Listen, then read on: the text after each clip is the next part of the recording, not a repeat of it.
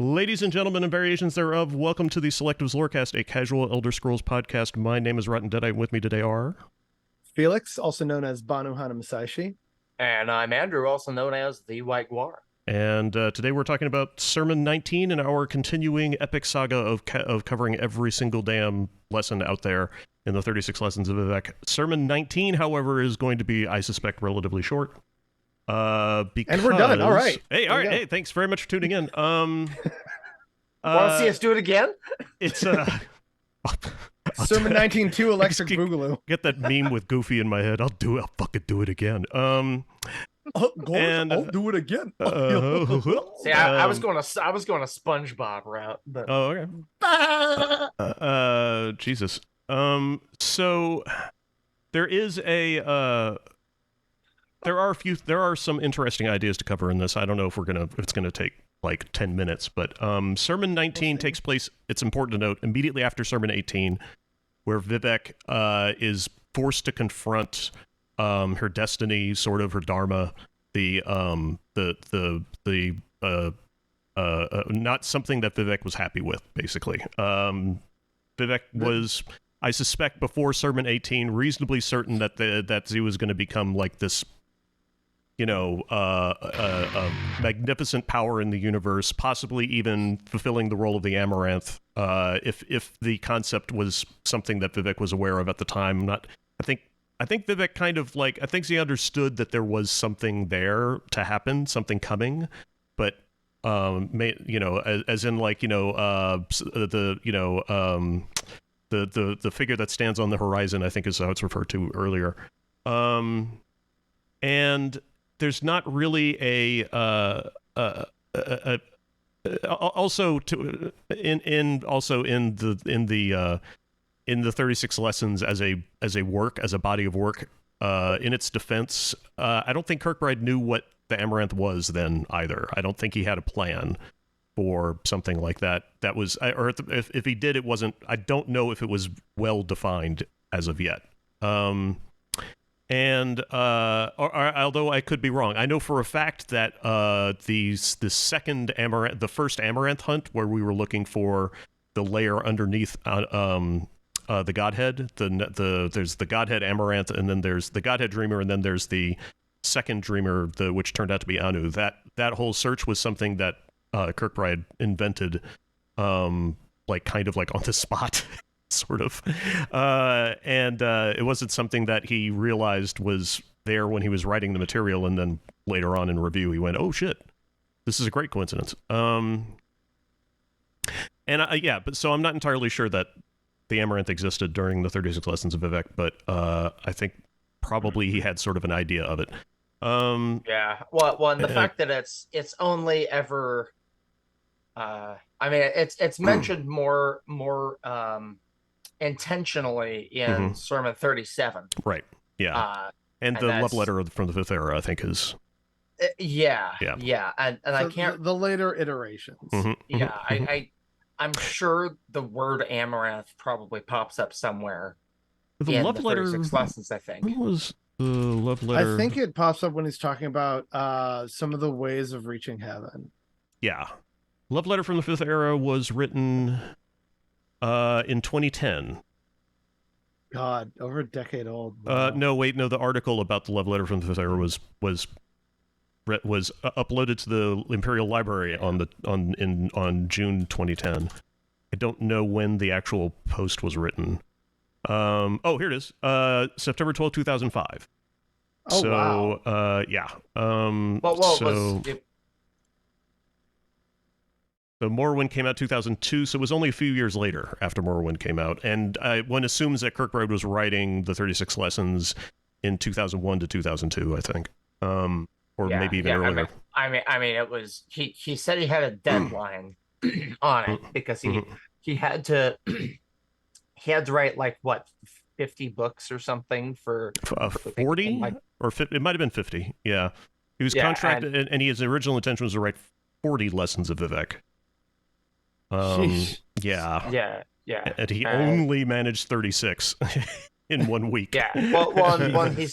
He said the biggest struggle was trying to figure out how to weave in the skill buffs that they gave from because each book had to have something to do with it. Yeah. Todd Howard had given him, so many skill books to work from. You have to have this many skill books. You need this skill, this skill, this skill, and this skill. And that's why like the sermon of the mace is a thing. Yeah, exactly. Well, also the symbolism works pretty well, but so anyway, so Sermon 19 takes place after this moment when I would argue that Vivec is looking for where Vivec is kind of I'm going to say struggling with this revelation, or getting good with it, basically, making her peace.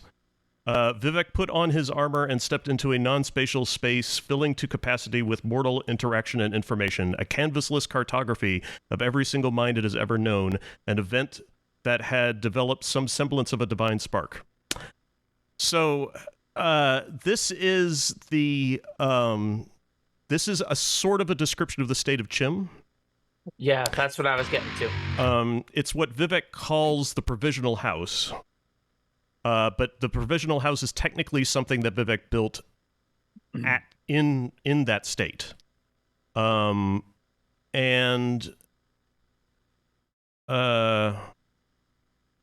did Vivec say that the Provisional House and the God Place are the same thing?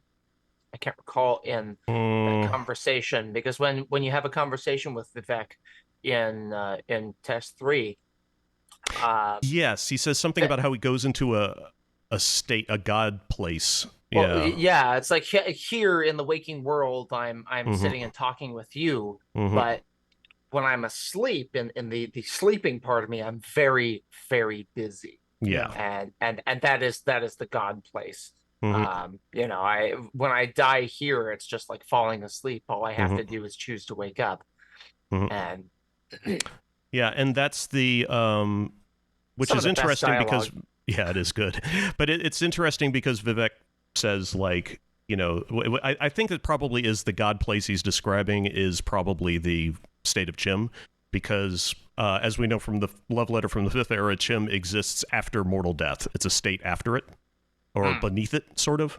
Sure. Yeah, exactly, Hendris. It's like he's turning on, like, or achieving the state. Chim aligns pretty closely with Gnosis, and if you like, Enlightenment. It's a state that you attain and maintain for as long as you can, but it's not a guaranteed thing, and it's and like the symbol of chim, it's very hard to hold on to. It's hard to perceive. I used to go on and on. I still do go on and on about flow states. And the problem with flow states is that they have a tendency to dissipate the second you realize you're doing them. The more aware of them you become, the more difficult it is to maintain it. It's sort of like if you've ever been trying to fall asleep and you've had a moment where you realize you're about to fall asleep and then you wake up. I hate that. I fucking hate that. Yeah. That's a lot like what it's like. It's like a constant fight of trying to reach a point where the moment you realize you've reached it, you can't be in it anymore. It's a huge pain in my ass. Another one that's kind of happened to me. I don't know if anyone else can relate, and this is sort of a two-parter thing. Sometimes when I'm dreaming, I will like be in a lucid dreaming state. And then kind of take control of the dream for my own fun. Like I remember one time I was just like kind of trapped in a warehouse. I'm like, well, fuck this, I'll just fly. And it was like, oh wait, no, can't quite do it. I'm like, okay, fine, stop, focus, fly. Okay, well, I'm levitating, but that works. Okay, and then I started flying for realsy, and I was like, hey, I'm flying, this is neat. And then a part was like, wait, that shouldn't be happening. And then I woke up, I'm like, god damn it, I was having fun. Yeah. Like I was right there, I was having fun, and I was aware of that, and it was like, oh, damn you. And then the second part of that is I remember watching like a kind of mini documentary, a mini docuseries about dreams and the waking world, the sleeping world, and people's perceptions. There's this one guy who was talking about how he sort of found this really interesting space between being awake and being asleep, where he could recognize he was in that sort of transitory space, and tried to focus on imagining an object in his hand. It could be, just something like, an apple, I think was the analogy he used, or, a baseball or something. It could be anything, right? Like a dagger, if you want. Just focusing on an object. And so he found that as he focused sort of more on that, he could feel slipping back into a dreamlike state, but then also waking up, he could feel it dissipate. And so there was this push and pull of the tangibility of this entirely unreal object, because he was in that transitory or almost liminal space between being awake and asleep, where and yet still in control enough that he was consciously able to recognize that and sort of push and pull against that. And I thought that was very neat. And that also kind of reminds me of the concept of what we're talking about. Another way of recognizing it is I forget the exact term, because like I always screw this up of if it's because like nirvana is a state of like, oh, it's like a final unity, but then there's like a state before that where you come to the realization of everything. So it's like your first step before full kind of reunification with divinity and all that. And I can never remember what that term is. And what pisses me off about that is that I know I mentioned it in one of these episodes back in the day. And now it's gone. And like I think also like this is sort of what leads to some of the bodhisattvas in Buddhism is they're enlightened, but they're still retaining their connection to this world to educate people. And so they're in that kind of state of, I understand, I must tell the other people about this while I'm in this state. And I'm like, okay, that's kind of neat. Like I want to say samsara, but I think samsara is the actual cycle. Yes. I think. Yeah, okay. So then I can't remember. I'm going to go find this out now. Is it? Hold on. Shit. I have to Google this. Yes, it is the indefinite repeated cycles. Yeah. It's what you're trying to escape as a Buddhist. Yeah.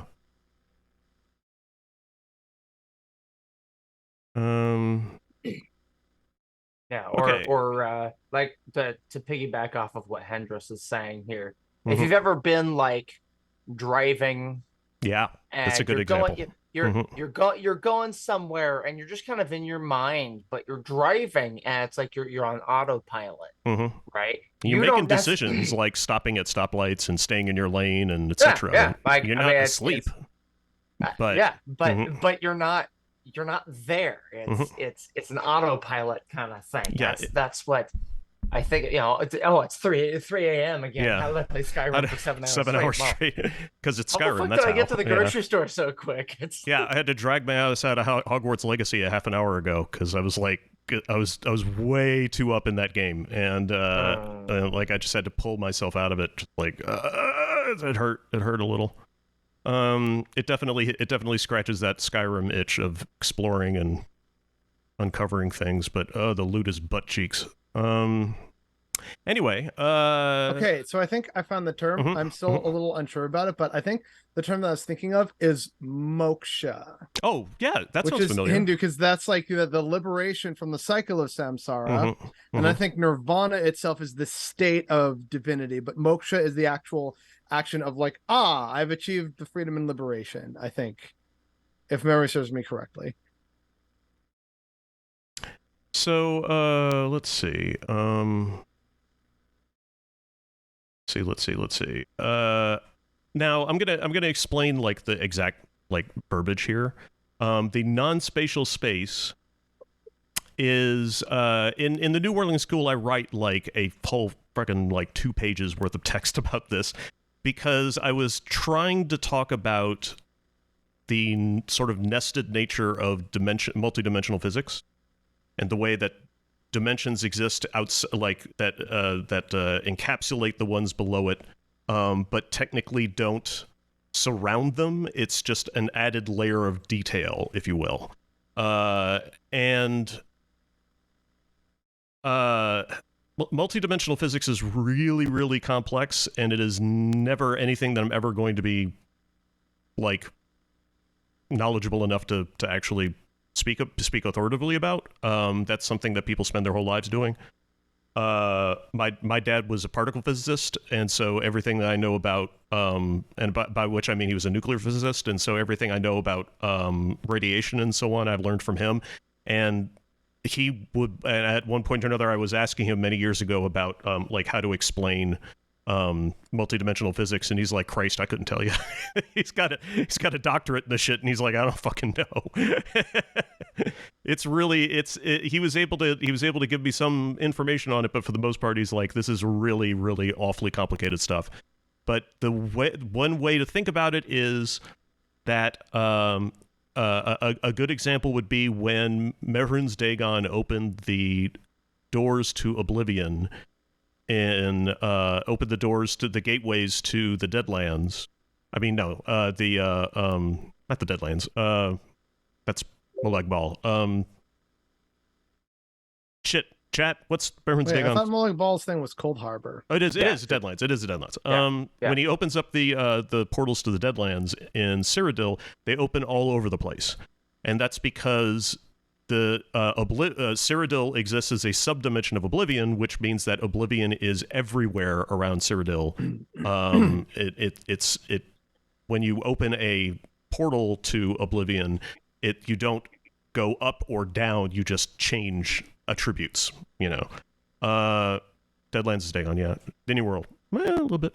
Yeah. Sorry, I found actually curiously enough through Wikipedia a good explanation of like nirvana and moksha, and I was wrong, my apologies, I had them kind of mixed up.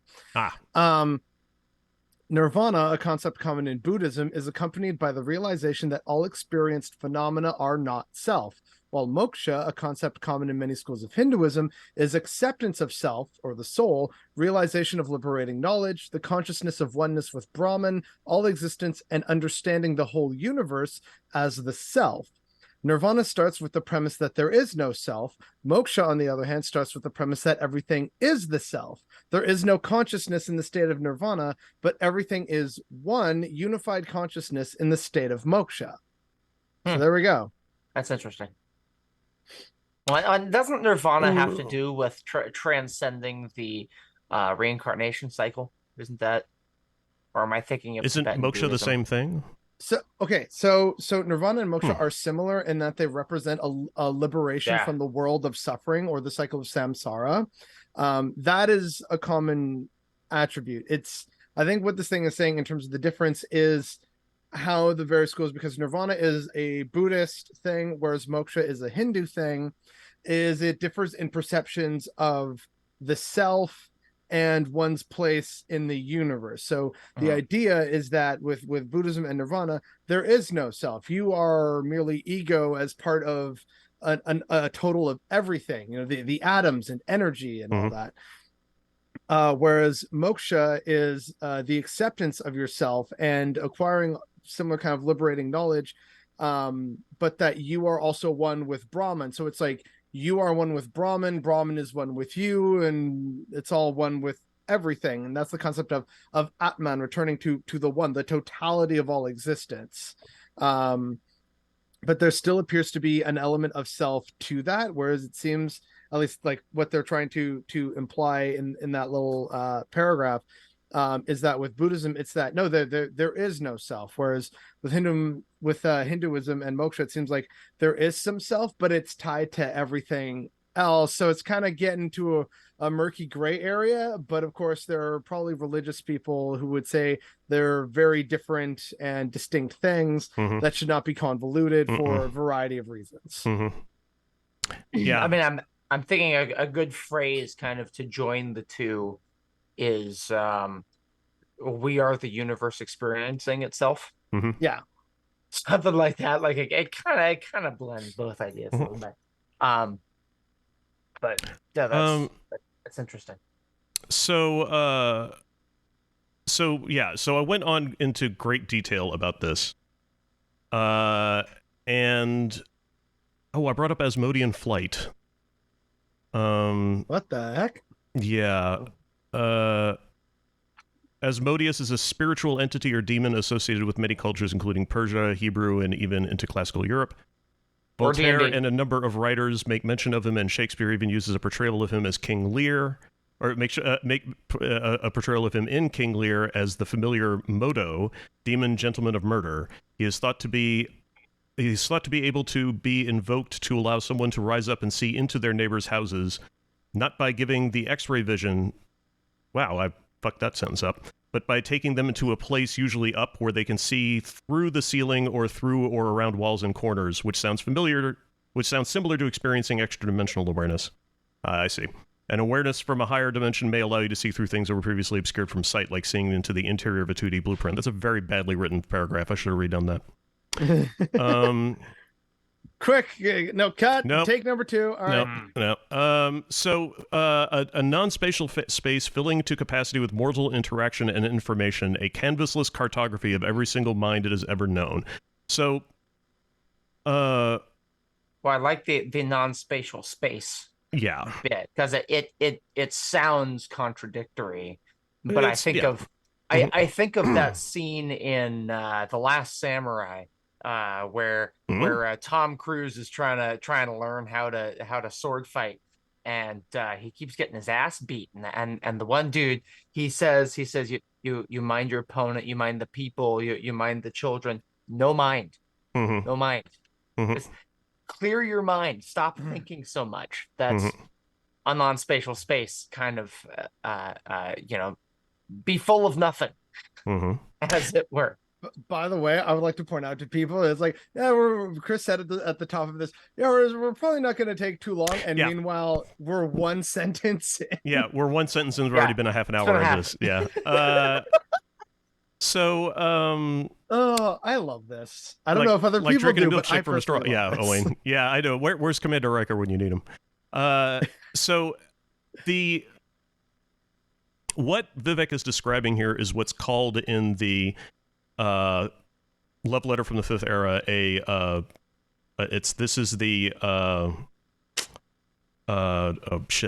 flew right out of my head. This is the state gradient echo of Mundus Centrex. This is the state gradient echo is a two-dimensional slice or a canvasless cartography of Mundus Centrex, which is the information hub of a information system. It's the hub, the center point of knowledge of an information system. So the spoke of the wheel, you might say. It's the point through which all information flows and then is redistributed. It's not quite the same thing. It's the CPU. Yeah. And so what this is it's a map of the mind of Mundus.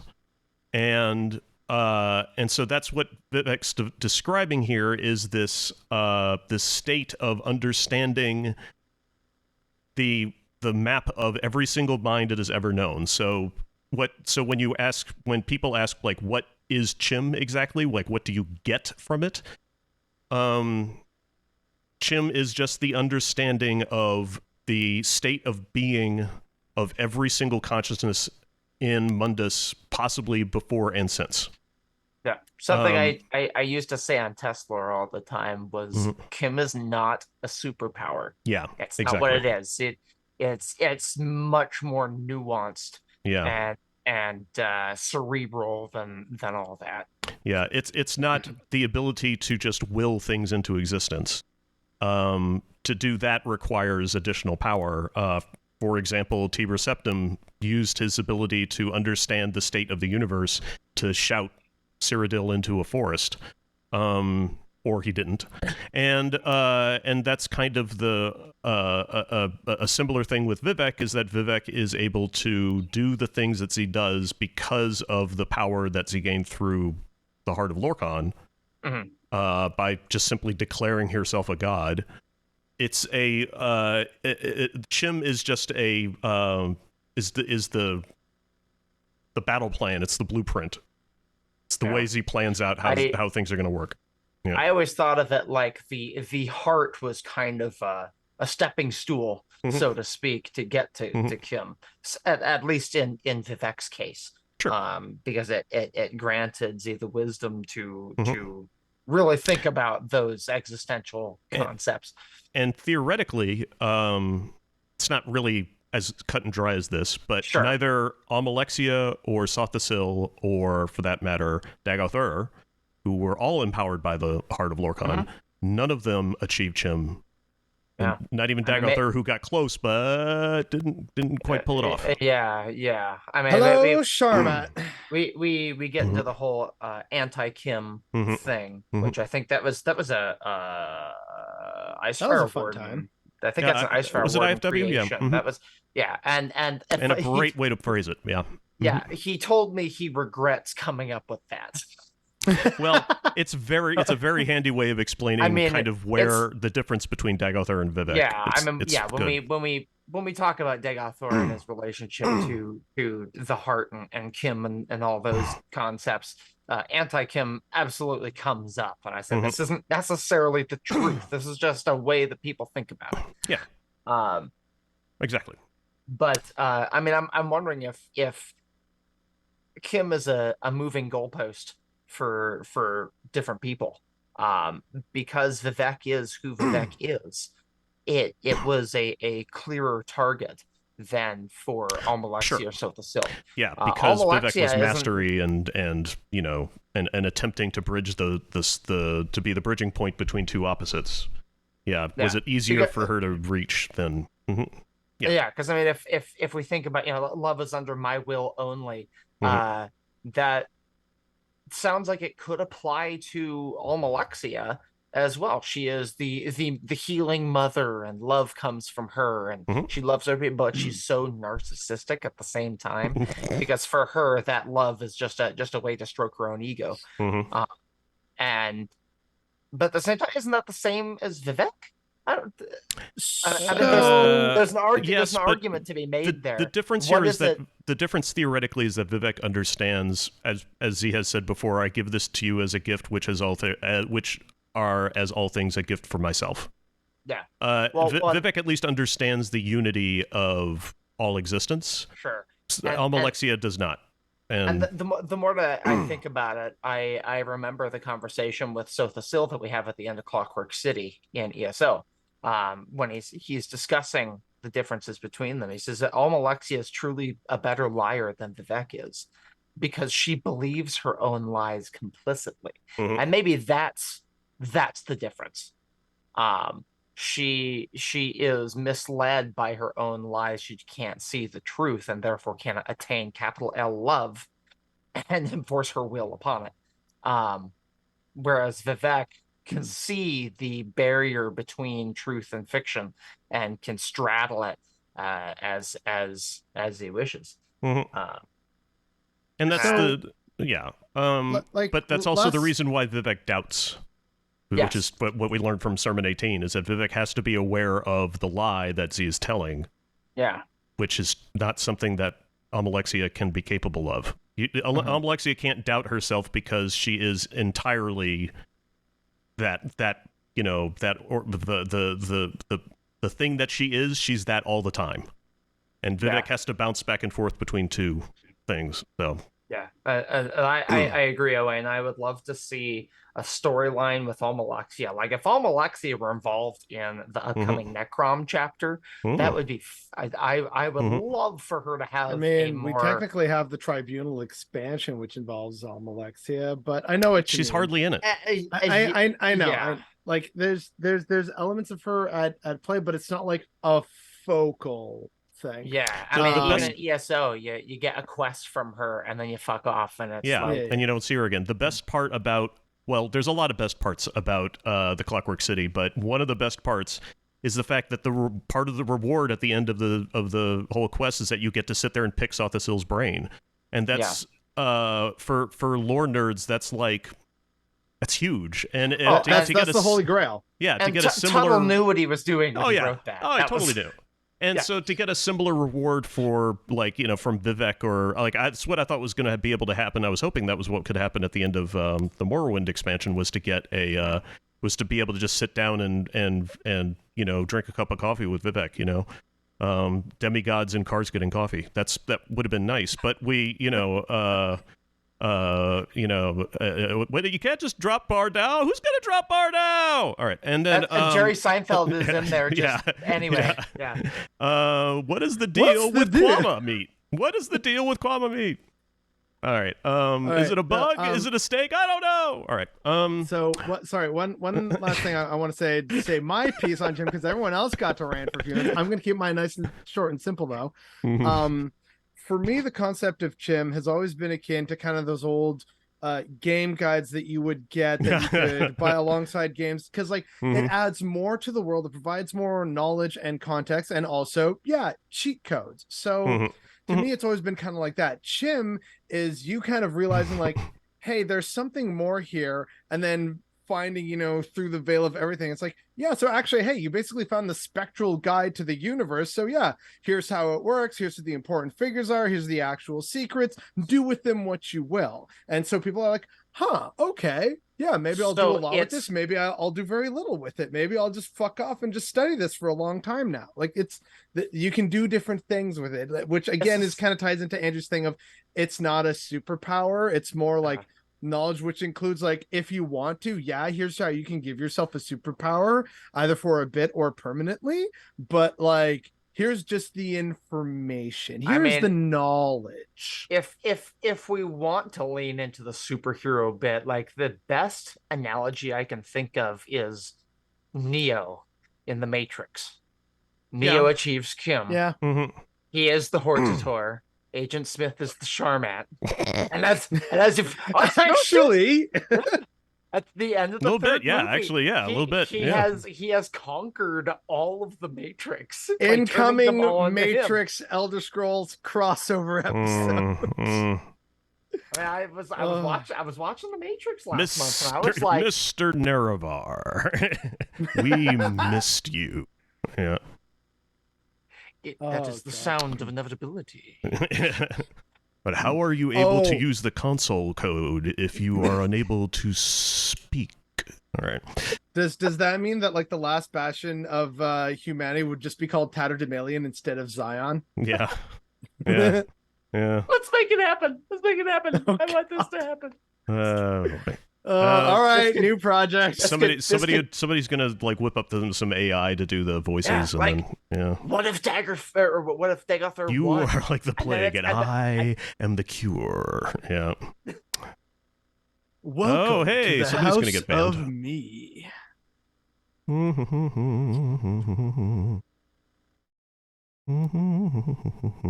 Someone got bingo? Ban. Nope. Banning a bot. All right. So let's see. He said, "From here, I shall launch my attack on the 8 monsters." Because again, there's only 8 now. Vivec saw that the moths would. Vivec then saw the moths that would come from the Starry Heart, bringing with them dust more horrible than the ash of Red Mountain. So this is the Starry Heart is it's been called other things before, but I'm pretty sure that's supposed to be Cyrodiil. Yeah. Moths are largely used to represent the ancestors of the of Cyrod. No, I think the Starry Heart is Tamriel itself. Oh, that's right. No, it is. Yes, you're right. Yeah. Wait, what? But I thought Tamriel, it was Dawn's beauty. I think it's that too. Yeah. I mean, it's multiple names for Lorkhan's Plane of Oblivion.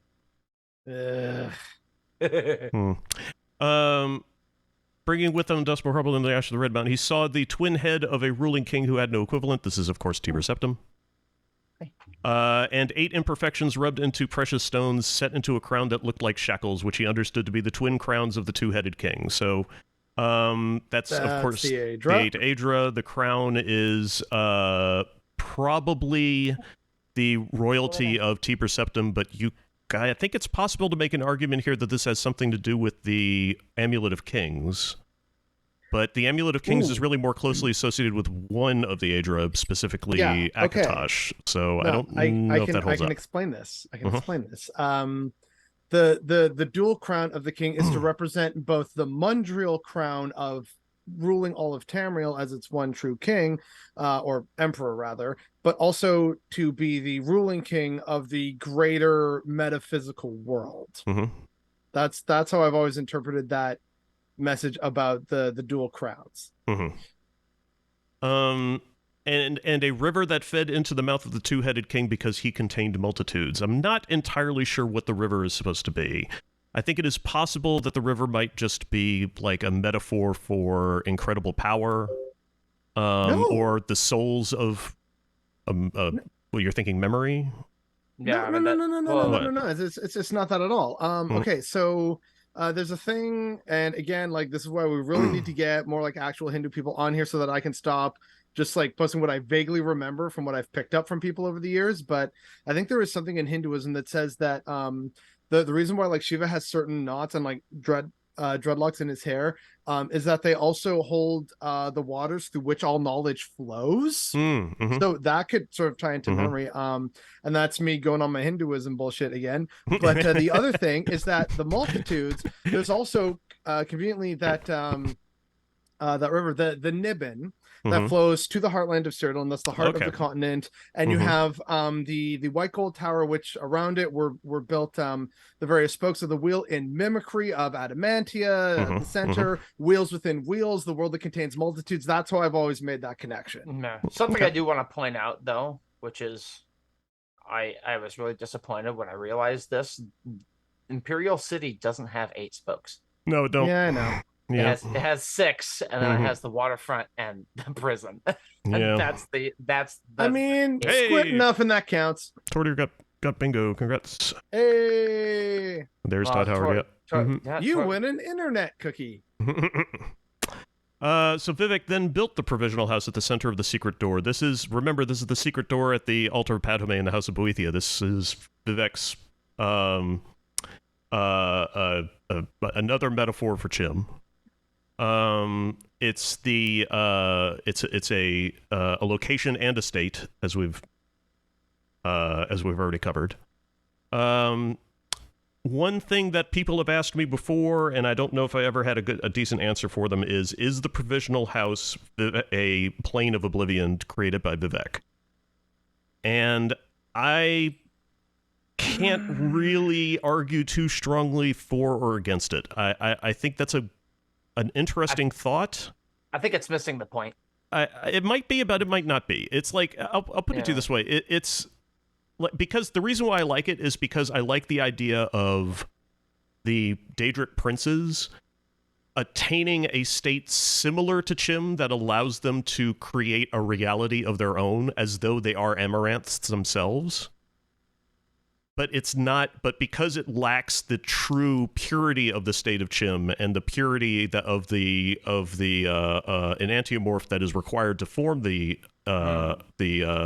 amaranth, it doesn't have the same properties. It's still subject to the law of the dreamer of Anu. And as a result, when the Kalpa cycles, so will the planes of oblivion and etc., which the amaranth stream is probably immune to. I've always kind of interpreted the provisional house as it relates to the concept of the house of we. And so that's more of like the realization of, the house being all of existence. So the provisional house is you're setting up the structures for your own dream and existence rather than like a realm, if that makes sense. That's how I've always interpreted that. Yeah, and Felix is reading this from Wikipedia. The Ganges River is supposed to flow from Shiva in Hinduism. Oh, is it? And that's part of why it's holy, yeah. Oh, okay, cool. Felix points out in chat that Vivec is theoretically building the provisional house in an area from a dimension that already exists, whereas Amaranth probably can be said to exist outside of the dream, or is another layer below the dream and therefore not part of it. It's hard to say. Yeah, Hendris. Yeah, a new Kalpa will, as we know from Molag Bal, I think used to be the ruling king of Tamriel as a great big fuck off dreg. Yeah. And back in the day. Yeah, back in the day. Yeah, and I mean it would also explain variations on Alduin, for example, Satakal. And I mean, that may have been Alduin from the past Kalpa. He still ate the world, still did his thing. We just call him Alduin now. Yeah, the Nords have the idea that only one god survives when the Kalpa comes around. I like to think that they've kind of got half the truth there, and that it's really, it's that they have, I guess I don't know, that like they're kind of half right, like they've perceived only one god at a time, but I just have the suspicion that it's more than just one. I think it's a lot. If we take Skull beliefs into account with the Allmaker, is it Allmaker? Yeah, Skull. Yeah. And that I think is supposed to be Shore. Jonathan Bernson has a good argument for it being Shore, and so I've always gone based on that. I kind of had this impression that it was just really underdeveloped. Like they called it the Allmaker, and they were like, "That's all the work I'm doing." It's like, we need something that sounds like Odin but isn't Odin. So not Allfather, no, Allmaker. Allmaker. Yes, ah, there we go. All right. Well, there's the Allmaker and the Adversary, and I think the Adversary is Ald, as in the Psychopomp of Akatosh and Alduin, and the dragon. Their main antagonist was the Woodland Man. The Woodland Man is the Man of the Forest too. Yeah, that's Man of the Forest. Yeah. Which I like to apply a sea based interpretation of that. So he becomes the Driftwood Man, and he resides in his libraries of kelp. Speaking of Driftwood, I did that for I did that for the Slode. Man. I did that for the Slode. Oh, okay, all right. We should probably get on with the sermon then. Yeah, of the house it is written. Okay, so here we go. So Vivec builds the provisional house, and then, as Kirkbride put it, Vivec is then answered with this poem. Cornerstone 1 has a finger buried under, pointing through dirt, slow, low in the ground. North cannot be guessed, and yet it is spirit free. Cornerstone 2 has a tongue, and even dust can be talkative. Listen, and you will see the love the ancient libraries need. Cornerstone 3 has a bit of string, shaped like your favorite color. A girl remembers who left it there, but she is afraid to dig it out and see what it is attached to. Cornerstone 4 has 9 bones, removed carefully from a black cat, arranged in the fashion of this word, protecting us from our enemies. All right, there's a lot to unpack. So, and then Vivec is told your house is safe now. And but the problem is that because Vivec doesn't fully understand or has not yet fully embraced her destiny, Z answers, so why is it like, so like, so why, like it's an unfinished thought. It's a doubt. It's uncertainty. And that's kind of Vivec achieves in some way what Zia sought out to do, yet experiences fear in the new safe place. Relevant here is the quote from Moore on the Sijic Endeavor. One that knows Chim observes the tower without fear, more so he resides within. Vivec has made a special seat to reside within the tower, but is not quite completely without fear. The armor Z wears may just as well be a cloak to hide her subconscious insecurities, as well as something to aid Vivec in conquering them. Overcoming that insecurity is one facet of the many-sided key that is needed to unlock the final gate, and it might have been the only facet Vivec needed to solve, but couldn't. This is sort of the four corners, just like the four Daedra. Yeah, a lot of people have made that connection. I'm not saying there's not a connection there, but I can't really get a firm grasp of it. I've rolled it around in my head a lot, and I haven't been able to get. I haven't reached a conclusion that I was satisfied with. I'm not saying that there isn't one there. I just can't. I can't get there. And dust and mouth thing, is that? Yeah, I thought it was too. But to be honest with you, I think the reason why the poem exists in the way that it does is because I think Kirkbride just kind of wrote something that he liked that wasn't supposed to make any sense and looked good, looked pretty. We should ask him. And I did. And the answer I got back was almost as cryptic as the poem itself.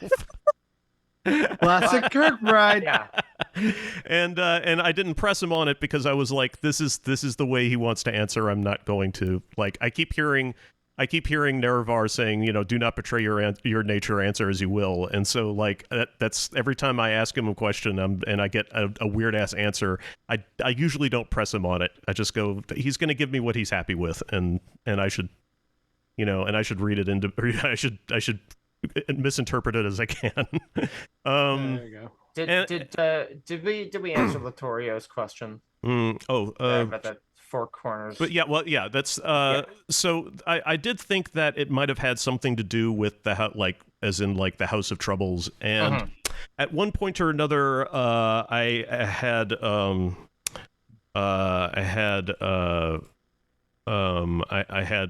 Bucknibus going through the whole like corpus of Thelema, looking for a definition of a house, and the two of us did not really reach a very satisfactory conclusion, and I think part of it was that we were looking at the wrong material. Crowley does mention houses, and before in some of his text. But I think that what was happening was he was referring to houses from a mystical interpretation of Egyptian culture. The English translation, or I should say is it Greek or Latin translation of Egyptian? So you go from ancient Egypt to ancient Egyptian language to whatever it was, Greek. Greek, probably, and then into English. Yeah, it's like Ptolemaic Egypt would right. be, yeah. During that translation during that mess of translating words and meanings, the word house in English has a lot of different interpretations in Egyptian, not the least of which is there's actually a shape in the Egyptian written language structure called a house, which is used to encapsulate names. And in Egyptian mysticism, supposedly, okay, very, very edged fringes of my knowledge here, okay, so, like, I might as well just say outright that what I'm about to say is bullshit, because that's how very little confidence I have in what I'm about to say. But if I recall correctly, and I probably don't, this house is something explained in Egyptian mysticism as a metaphor for a magical concept of like a grouping or a collection of it's like belief or magic, or I can't remember exactly it, but I remember that it was important for a magician in Thelema to establish a house, which does not have to be actually a physical house. It could be a room or like a shed in the backyard or something. And the parallels between this and a wizard's tower, in the sense of like the place that a magician goes to meditate and study and practice, it's almost the same thing, the way it was described. It's the place in which a magician... hey, Baka. Hi, Stella. And hi. Two of my favorite people. Never see you guys often enough. And it's and it's this place where a magician is. It's a sacred, holy place where the magician is able to feel taken safe and protected and looked after. To use a Vivec term, and it's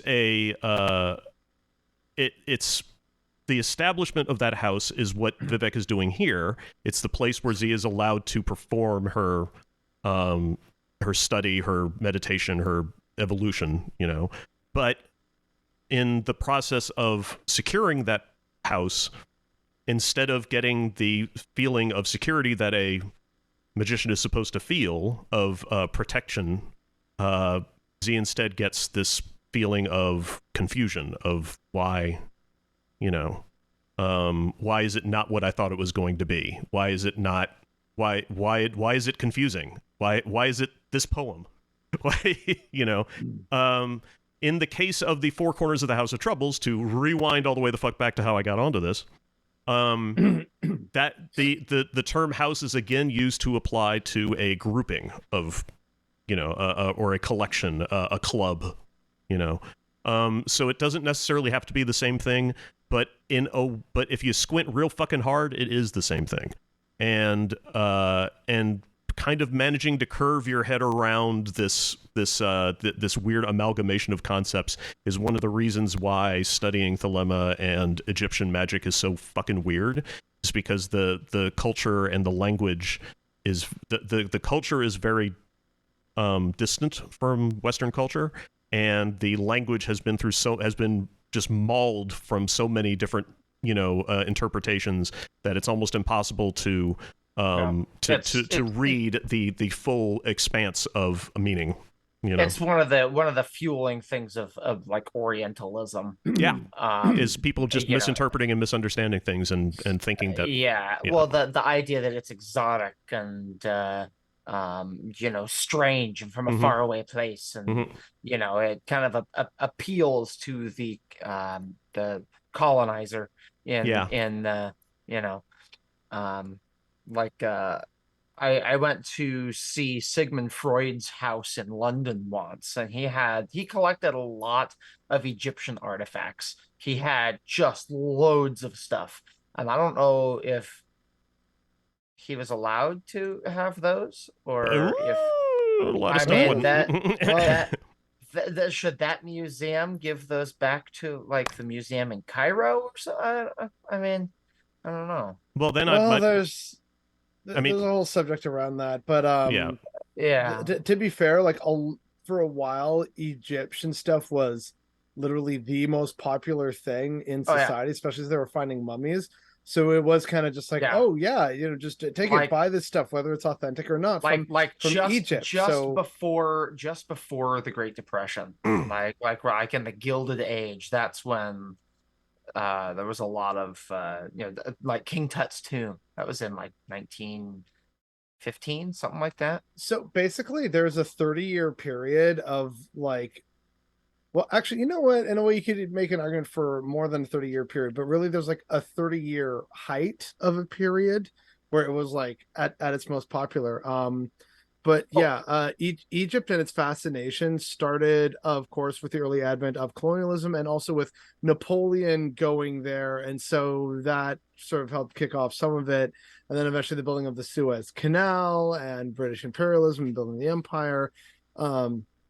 But as Chris was saying about, you know, Orientalism and stuff, it was always this thing that really was kicked off with the Ottomans and the earliest parts of the Age of Discovery, when the Ottomans cut off trade to the west from eastern overland routes, which is why Portugal went around Africa and why the Spanish tried to sail around the planet and accidentally bumped into the Americas. It's all because of the Ottomans, baby. But the main point of all this is that what ends up happening is these various ties through trade that you get from like the Renaissance through the Ottomans through, you know, the Age of Discovery and everything. It's always something new from the East because everyone kind of grown tired of the same crap. So this is why things like chinoiserie start showing up in parts of France, where they're, even though it's not authentic, they're making furniture in mimicry of what they've seen in China or what was imported from China. It's the same from Egypt, and people started copying various architectural styles, but like in their own kind of way, fashion trends in their own kind of way. Like all these different things had an impact without any real care or knowledge about the culture. They just saw a cool new thing and were like, we want to do that. And that's kind of where a lot of this comes from, and why there's no actual true knowledge or relevancy, because it completely disregarded what the locals thought about it and where those customs, histories, cultures, etc. come from. So that's a big part of why, like, whether it's Egyptian or, you know, from India or from China or Japan, like anywhere that's outside of Western Europe, basically. That's where a lot of this comes from, and there's no real knowledge about it. And unfortunately, again, due to colonialism, a lot of that has been suppressed in those same local areas. Yep. So even they don't really know. It's kind of more like, I don't know, it's a tradition we do. Yeah, well, we oppress people. Hey, making a business out of it. Hendris, yeah, it's weeb shit. That's why. Yeah. Yeah, the original weebs. Yeah, pretty kind of. Yeah, a little bit. Yeah. Yeah, it's like, ooh, look at this we got from Japan and China. Ooh, glorious Nippon like, steel. It's the basically back in the during the Orientalism, the markets were basically just stall after stall of Mall Ninja shit, and then that's which is one of my favorite subreddits. Actually, I highly recommend that. Kind of, yeah. Mall Ninja. Mall Ninja shit. Yeah, it's great, especially from growing up in New Orleans, where there were a couple of stores like that in the malls that we had, and also one of my favorite South Park episodes, where they all go out to they'll go out to a Mall Ninja store and buy crappy weapons. Come away with weapons, and then it turns into a Japanese anime. Yeah, it's lovely. It's great. It's so I love it. So well done. Let's body pillows. Love. The Portuguese bringing back body pillows. By the way, we're allegedly an Elder Scrolls podcast. Yeah. Well, actually, we're done. We're done with 19. With 19. That was all of it. That was the whole thing. Yeah, I told you. There's not really that much to it. A big chunk of the text is that poem, and but it is also at the same time almost the clearest definition in 36 Lessons terms, clearest definition of the state of chim that you can get. So here's a question in general. If you consider that the Provisional House is at the center of the secret door, and then, oh wait a minute, hold on.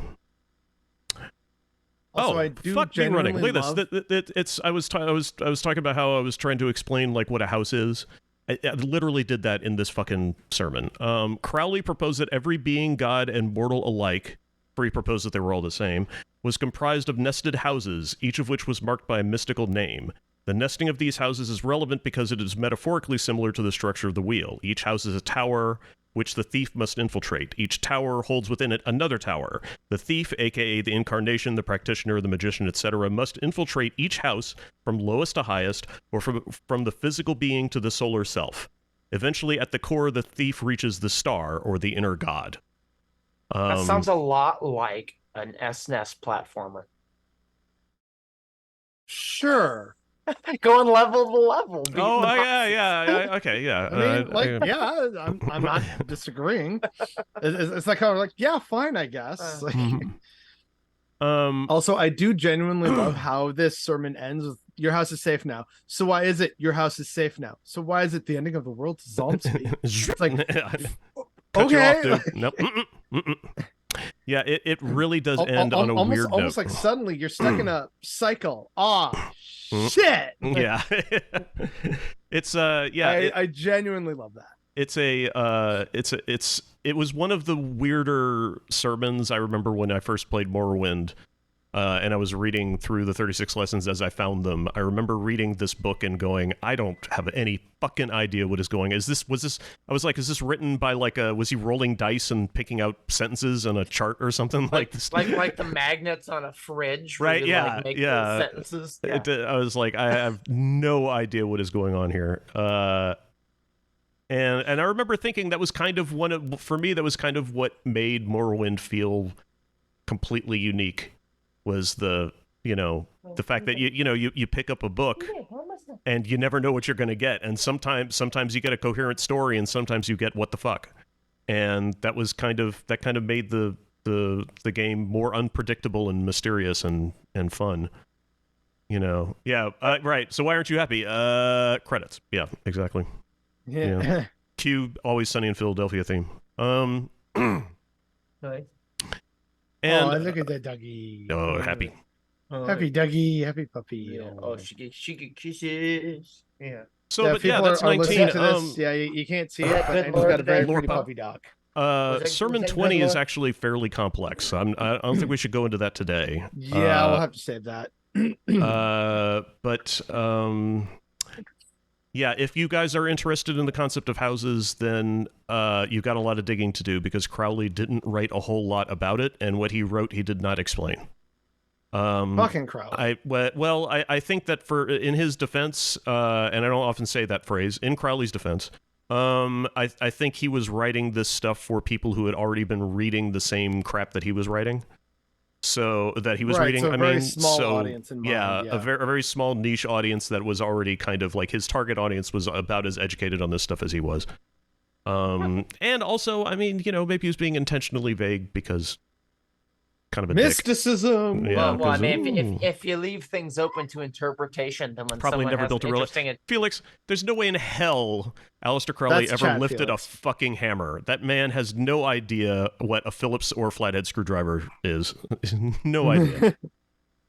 By the way, I have a great little short to show you guys on that notion of like screwdriver heads. That's like one of my favorite online videos. Okay, well we'll stop the cast before that happens. So it'll be for the streamers only. There we go. Yeah. So in 2 weeks we'll do this again. I'm pretty sure, right? On the 4th of March. All right. That's for the best. This next weekend coming up is going to be a lot of fun for me because I have a new site launching. So. I'm not going to be around. So yeah, 4th of March. And Crowley was like a mountaineer. He never hammered pittons in. Yeah. Oh boy. Yeah. We have fun here. Yeah. That's yeah. And he probably had somebody else doing all the work for him. All right. So thanks everybody for tuning in. We'll see you in 2 weeks. Everybody, bye. Bye-bye. Bye-bye. Bye.